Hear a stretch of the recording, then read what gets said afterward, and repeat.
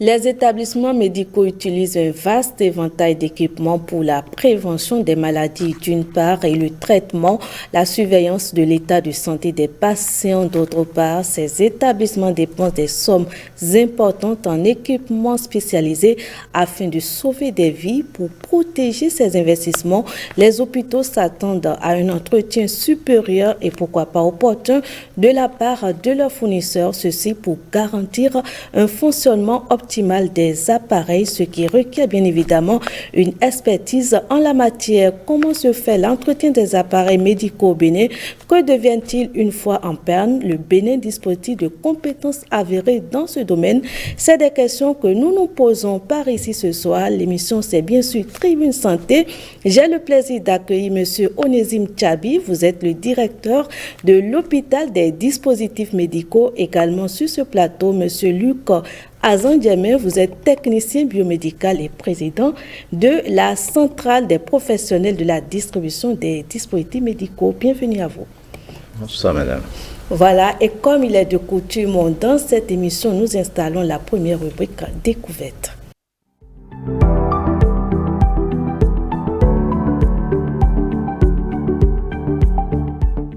Nous avons fait une immersion à l'hôpital des dispositifs médicaux, un centre qui soit, j'ai envie de dire, les appareils médicaux en panne ou malades. Je ne vous en dis pas plus, suivez ce reportage qui plante le décor. Ça n'ira pas déchirer le câble, prendre l'autre bout pour raccorder à l'autre bout. Il est 15 heures à l'hôpital des dispositifs médicaux. Ici, l'heure est au cours théorique. Nous sommes partis sur une base logique pour poser notre diagnostic. Le centre allie la théorie à la pratique. La pratique, c'est ce à quoi s'applique cette jeune dame. Devant elle, un automate de biochimie en panne. Ils ont un problème de pipettage de l'échantillon. C'est-à-dire ça n'arrive pas à pipeter le volume nécessaire pour pouvoir faire l'analyse. Du coup, les résultats sont biaisés. Il va falloir qu'on vérifie certains composants pour voir qu'est-ce qui est à la base de ces défauts. À l'image de cet appareil, d'autres équipements médicaux sont en cours de maintenance dans ce centre. L'équipement que vous voyez, ça c'est un automate d'hématologie. En fait, ça a un problème de comptage des globules. Donc c'est ça que nous allons diagnostiquer. C'est quoi exactement la cause?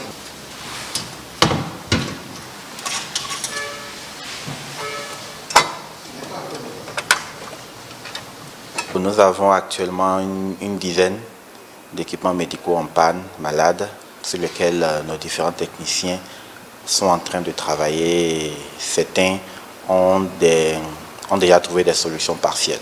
La durée de réparation des appareils n'est pas prédéfinie, tout dépend de la panne. Les équipements qui ont des pannes assez légères, en 2 semaines, c'est déjà fait le temps de poser le diagnostic et de procéder à la maintenance.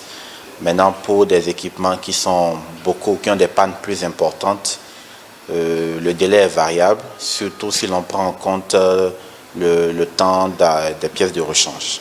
Le nom hôpital, c'est le nom auquel nous sommes habitués en tant que prestataire dans les hôpitaux du Bénin. Hôpital des dispositifs médicaux, c'est là où nous réparons les équipements malades. Et quand les équipements viennent ici, ils ont au moins 80% de sorties guéries. Une équipe pluridisciplinaire œuvre à la satisfaction des divers clients. Nous travaillons avec les sachants de nos entreprises, c'est-à-dire les maintenanciers. Quand l'équipement vient ici, c'est un équipement national. C'est un équipement qui intervient sur le territoire national et on répare. Et nous avons aussi des compétences qui viennent de l'extérieur, du Togo, de Burkina Faso, même de la France, au cas où nous avons besoin d'une technicité.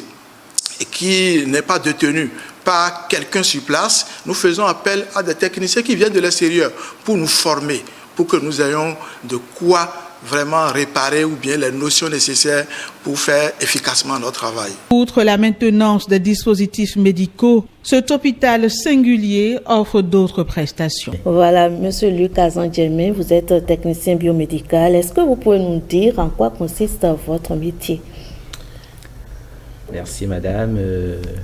La maintenance biomédicale, c'est une discipline complexe. Mais quand elle est maîtrisée, elle est non seulement salvatrice pour les équipements, pour les investisseurs.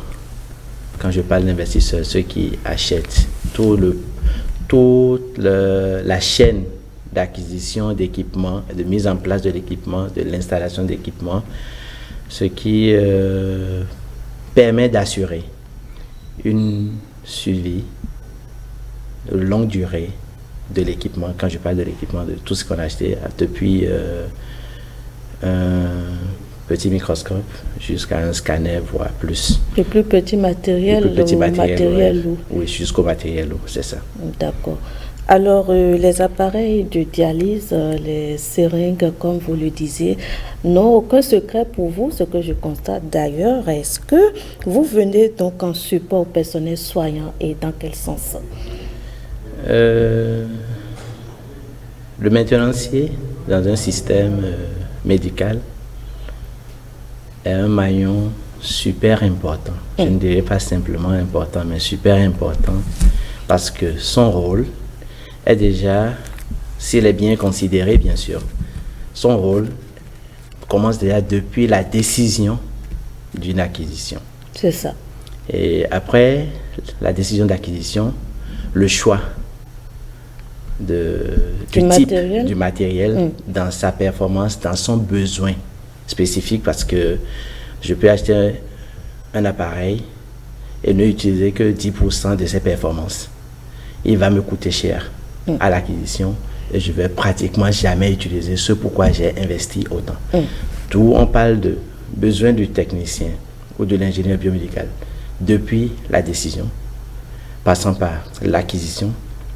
Il doit participer à l'installation pour s'assurer réellement que ce pourquoi l'équipement est là, il est là pour le faire. Et il est chargé maintenant de suivre l'équipement tout le long de sa vie jusqu'à sa mort. Voilà, allez-y. Non, c'est bon, je ne vais pas être trop long parce que nous sommes à l'introduction, mais c'est en résumé ce que fait normalement un ingénieur biomédical ou un technicien médical dans le système hospitalier. Voilà qui est clair. Et vous, Monsieur Onésime Tchabi, vous êtes le directeur de l'hôpital des dispositifs médicaux. D'où vous est venue justement l'inspiration de cet hôpital, de créer ce type d'hôpital atypique, j'ai presque envie de dire?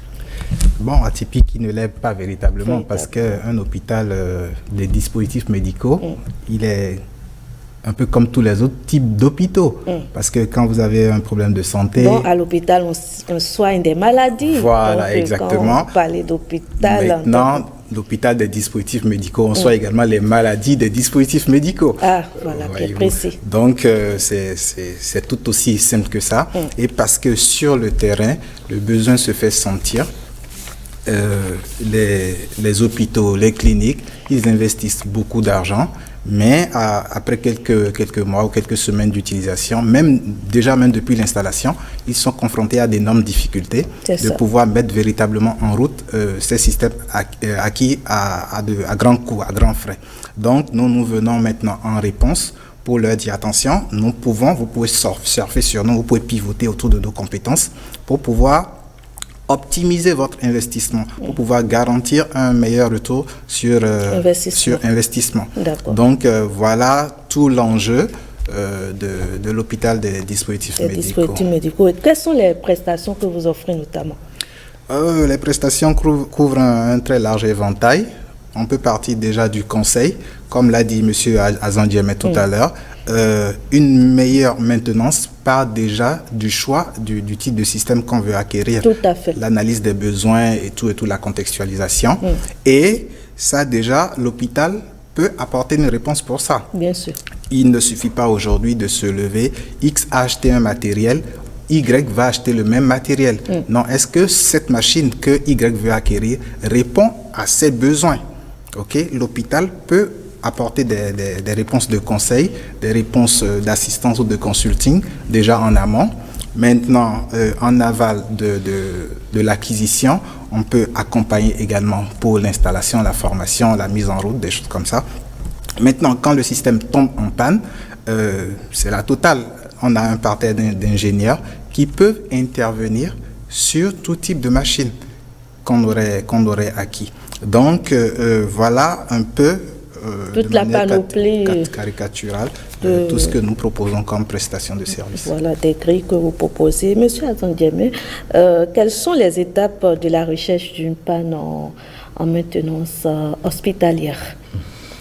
Ça, c'est une très belle question. Les étapes, on peut les standardiser. Mais ça dépend aussi de face à quel équipement on est. Mes comportements basiques, comme je le dis, je prends un basique, un microscope ou un appareil zéro, une lampe baladeuse. Le premier réflexe, c'est de savoir, est-ce qu'il est branché? Oui, il est branché. Est-ce qu'il reçoit l'information de la prise pour fonctionner? Oui. Sinon, allons voir les éléments qui sont sur le circuit d'alimentation, à savoir fusibles, interrupteurs, d'autres éléments de sécurité pour l'appareil. Et quand ces conditions sont remplies, on vient maintenant. En fait, c'est pour dire quoi? C'est graduel et ça devrait être méthodique. Il ne suffit pas de dire, ah, je suis venu, ce projecteur ne s'allume pas, je démonte la lampe, et puis non. Pour que la lampe s'allume, quelle est l'étape? Donc, c'est pour vous dire, il y a une procédure qu'il faut respecter pour ne pas abîmer l'équipement au lieu de le réparer. Et ça, nos ingénieurs à l'hôpital des dispositifs médicaux sont bien avertis, sont bien formés et sont régulièrement mis à jour pour pouvoir respecter ces principes pour qu'un équipement qui vient dans notre hôpital reparte, s'il est venu malade, qu'il reparte guéri et dans son état d'origine de fabrication, qu'il ne vienne pas déboîter ou abîmer. Donc nous veillons à cela et nos ingénieurs sont mis à jour pour y veiller. Et nous l'avons vu dans les images qui passaient tout à l'heure. Et vous n'êtes pas que directeur des hôpitaux, des dispositifs médicaux, vous êtes également ingénieur, technicien biomédical à la base. Est-ce que vous appuyez les propos de M. Azandieme? En termes de la démarche synoptique, oui, c'est ça? Exactement. Bien sûr, totalement, je partage son avis. Vous ne pouvez pas régler un problème que vous ne comprenez pas. Donc, c'est important que le technicien, avant d'intervenir, qu'il comprenne qu'est-ce qui est en train de se passer sur la machine. Bien sûr. Quand, par exemple, un client me donne un hémogramme c'est quand une machine sort une numération formule sanguine. L'utilisateur n'a pas forcément besoin de me dire que ma machine a tel souci. Juste à la lecture de l'hémogramme ou d'un cliché d'échographie, je peux déjà savoir à peu près où se situe mon souci. Maintenant, j'échange un peu, je fais une collecte de données, d'informations avec mon utilisateur, histoire de voir ou de contextualiser ma panne et d'éliminer, de procéder par élimination comme il est en train de dire, et par la suite me concentrer exclusivement sur mes probables causes. Et par rapport à ça, si j'ai des pièces de rechange à remplacer, je le fais et puis mon système va marcher. Ça n'a rien de magique, mais c'est beaucoup plus méthodique. Ou logique. Et justement, cette réponse m'inspire une autre question. Est-ce que le matériel réparé peut-il à nouveau tomber malade? Dans ce cas, comment vous procédez? Bien sûr, le matériel réparé pourrait tomber à nouveau malade, parce qu'une fois que vous allez à l'hôpital, vous ne dites pas que c'est fini, quand j'aurai 50 ans, je ne vais plus tomber malade. Okay? Donc, peut-être après un certain temps, la machine peut tomber en panne, peut-être pas de la même panne, okay? Peut-être d'une autre panne. Mais l'ingénieur qui est averti, en intervenant sur le système, peut déjà voir, dans 6 mois ou dans 1 an, ce dispositif pourrait rencontrer un problème de tel ordre.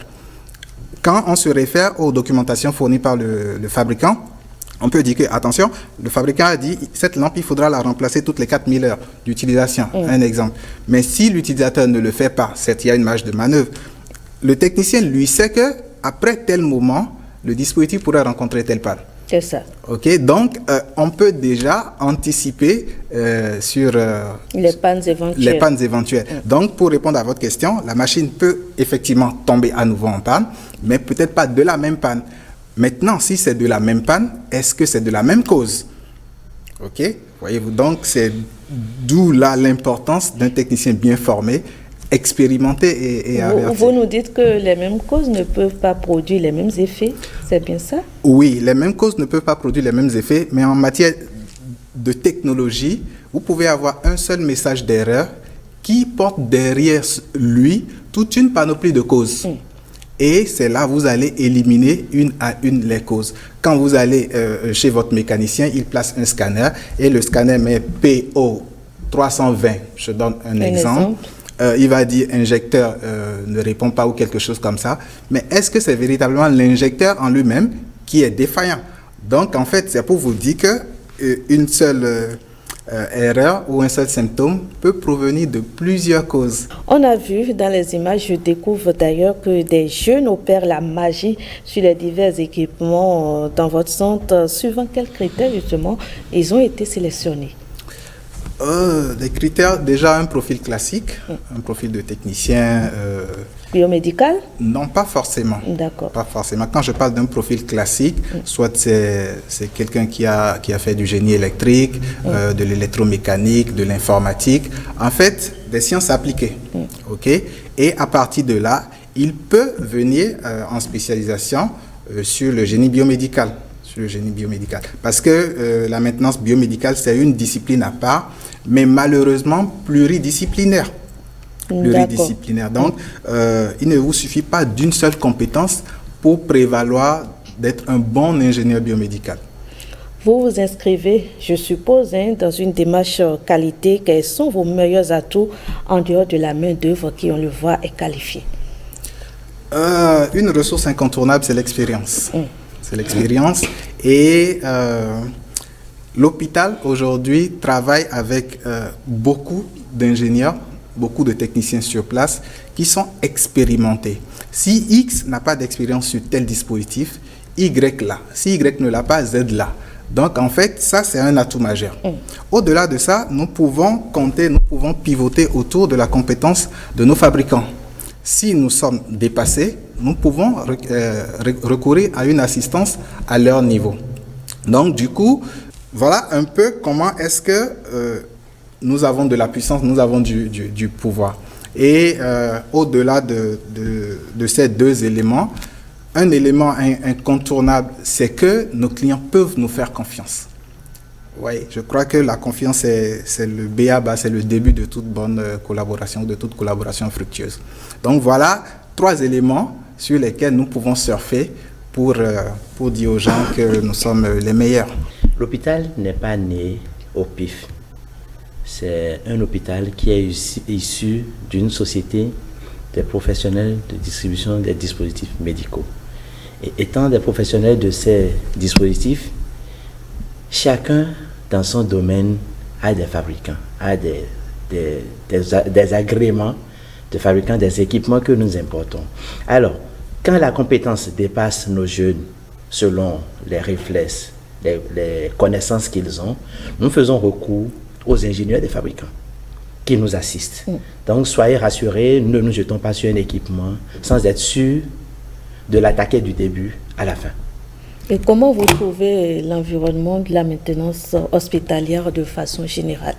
C'est une question qui a plusieurs réponses parce que les comportements dans le domaine public, quand je parle du domaine public, les hôpitaux publics, et le comportement dans le domaine privé n'est pas le même. Et ne sont pas les mêmes parce que j'ai dit.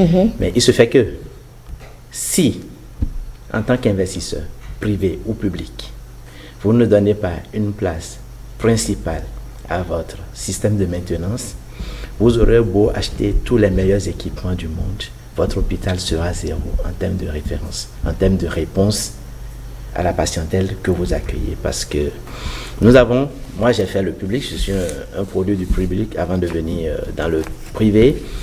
Et dans le public, le maintenancier n'a aucune valeur. Le maintenancier, c'est le premier voleur. Le maintenancier, c'est le premier fainéant. Mais c'est quand ça casse tard la nuit qu'on a besoin de lui qu'il est important. Il règle le problème fini, il émet des idées, il émet des propositions, c'est pas d'ordre du jour. Nous voulons donner un signal à l'autorité.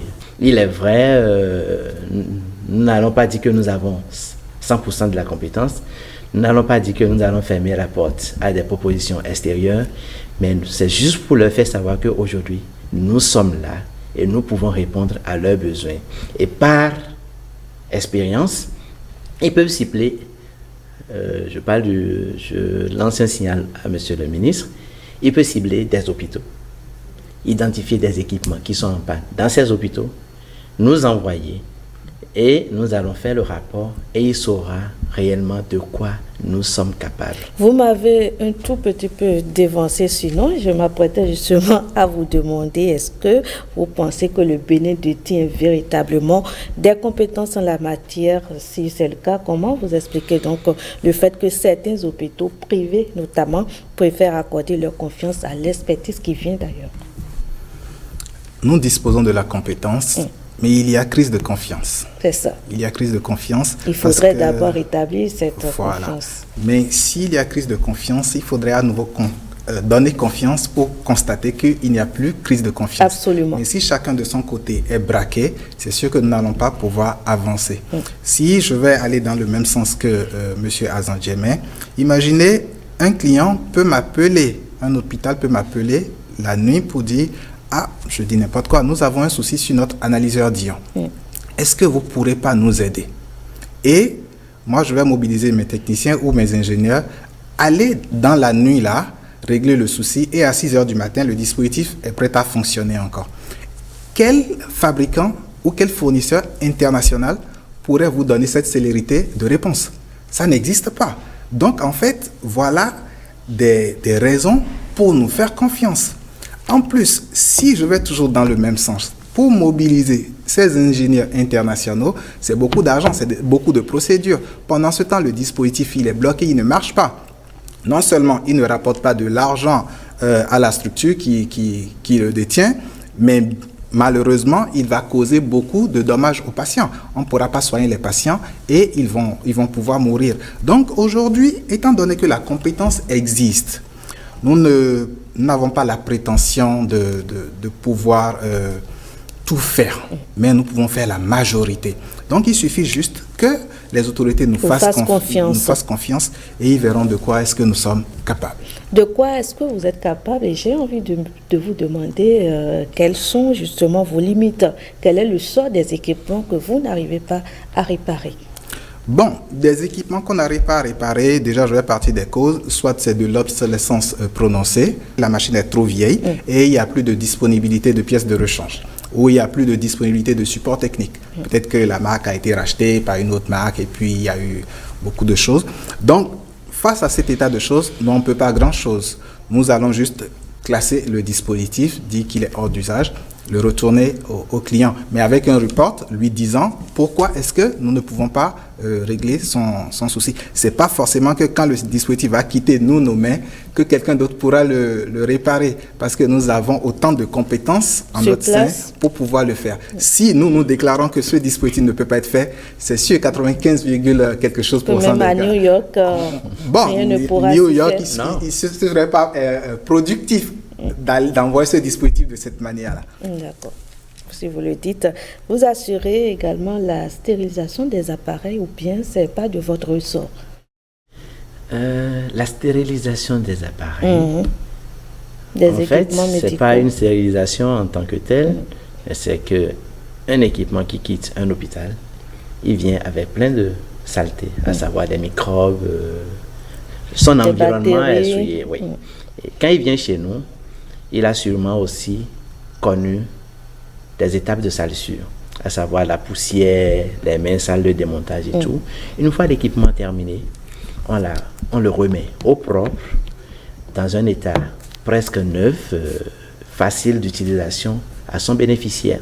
Donc, quel que soit l'état dans lequel l'appareil vient chez nous, qu'il vienne propre ou sale, parce qu'il y a des clients, ils ne mettent pas leur équipement au propre avant de l'envoyer en maintenance, d'autres le font. Quel que soit l'état dans lequel cet équipement arrive chez nous, nous finissons, nous le testons opérationnel, nous le mettons au propre avant de le remettre en service.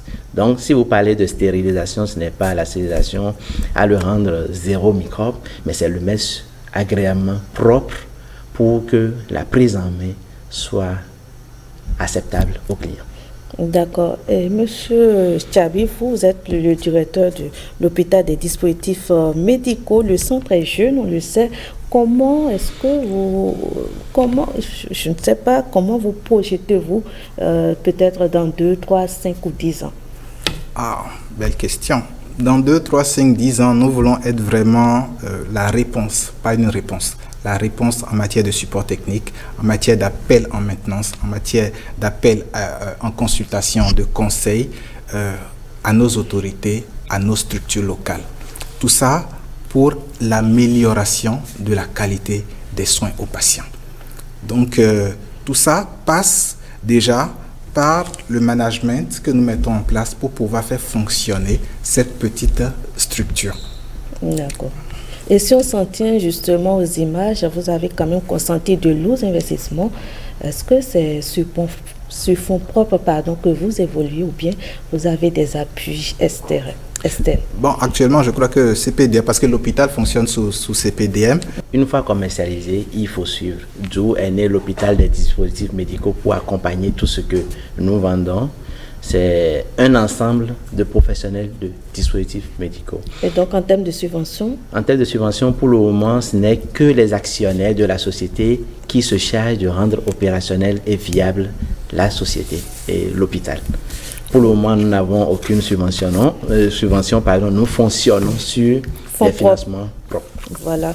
Vous savez, nous sommes dans un pays de droit et que tout est réglementé. Est-ce que le ministère de la Santé a-t-il connaissance justement de votre structure? Évidemment, parce qu'on ne peut pas prendre une telle initiative sans en informer l'autorité. Nous avons fait des démarches vis-à-vis du ministère. Et je ne vous dis pas, ça a été accueilli à bras ouverts, notre initiative, parce que l'autorité était convaincue que c'était le maillon qui manquait dans la chaîne. Donc aujourd'hui, l'autorité aussi attend de voir qu'est-ce que nous allons pouvoir faire de manière factuelle, de manière pratique, parce qu'au-delà des mots, il y a les réalisations, il y a les actions à poser. Donc l'autorité est bel et bien au courant de nos initiatives.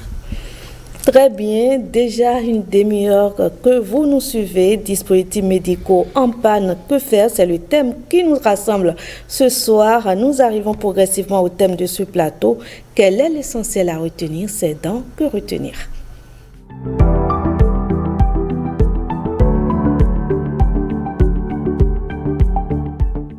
Voilà, de retour sur ce plateau, on fait un dernier tour de table, cher monsieur, pour vous. Quel est le principal message à capter de cette émission? Le message, il est simple, c'est de dire à nos partenaires, aux hôpitaux, aux cliniques, aux autorités locales et gouvernementales, que l'hôpital des dispositifs médicaux existe pour une réponse factuelle, une réponse concrète en termes de conseils, de support technique, par rapport à tout ce qui est process et acquisition de dispositifs médicaux.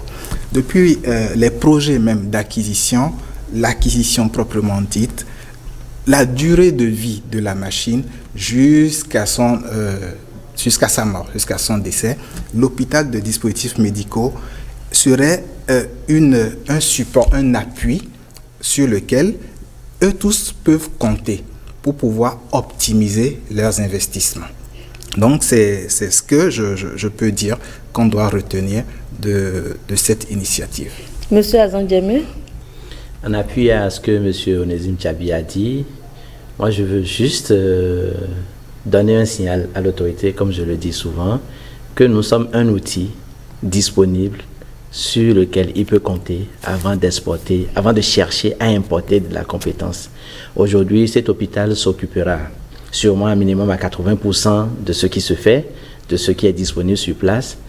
Et au centre de formation, ils peuvent nous envoyer des juniors pour des bains de technique. Et à tous ceux qui nous suivent, les cliniques privées, les hôpitaux publics, nous sommes un outil entièrement disponible, mais pas en remplacement des ingénieurs existants dans leurs hôpitaux. Nous sommes un appui. Et vous êtes situé dans la commune d'Abomey-Calavi, c'est ça? Oui, aujourd'hui, nos ateliers sont à Diago. Sont à Diago et je crois qu'une adresse email est disponible et on pourra vous la fournir. D'accord. Merci à vous. En tout cas, Tribune Santé, c'est fini pour aujourd'hui. Nous avons reçu ce soir M.